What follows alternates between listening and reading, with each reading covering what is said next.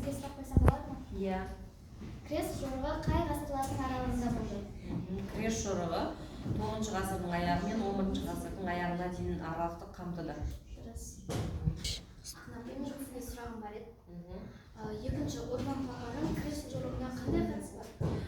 Екінші Урбан папа осы жалпы крест жорығын уағыздаушылардың қатарына саналады, және де осы екінші жалпы крест жорығының басталуына тікелей түрткі болған адам ретінде саналады. Яғни бүкіл крестшілерді, Европадағы қарапайым халықтардың барлығын крест жорығын ұйымдастыруға және де оған қатысуға атсалысқан тұлға ретінде тарихта қалған. Ақнар, 6-шы крест жорығында кімдер жеңілді және ол қалай болды?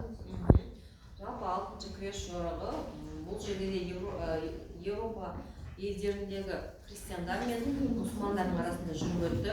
Бұл крест жорықтарының нәтижесінде мұсылмандар жеңіске жетеді, және де мұсылмандардан крестшілер жеңіле отырып, мұсылмандардың көптеген жақсы мүмкіндіктерді, қасиеттерді өздерінің бойларына сіңіреді. Соның ішінде олар жаңағыдай мынау шығыс елдеріндегі мұсылмандардан кептермен хат тасуды үйренеді, және де мынау қаладан жалпы ауыл шаруашылығынан қолөнер бөлініп шығады. Соның нәтижесінде қалалар пайда болады, және де ақша тауар қарым-қатынастары осы кезде жақсара түседі, және де бұл крест жорығында мұсылмандар жеңіске жетеді.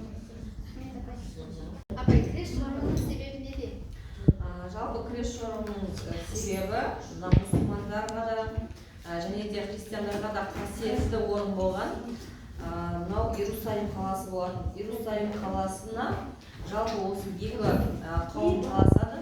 Дәл осы крест жорығы басталардан алдын Иерусалим қаласы мұсылмандардың қолында болатын. Сол себептен де жалпы крестшілер мұсылмандардың қолынан осы Иерусалим қаласын азат еткісі келді, және де мынау дүние жүзіндегі мұсылмандардың беделінің артуына олар қарсы болды. Сол себептен тарихта 96 жылы крест жорығы басталады.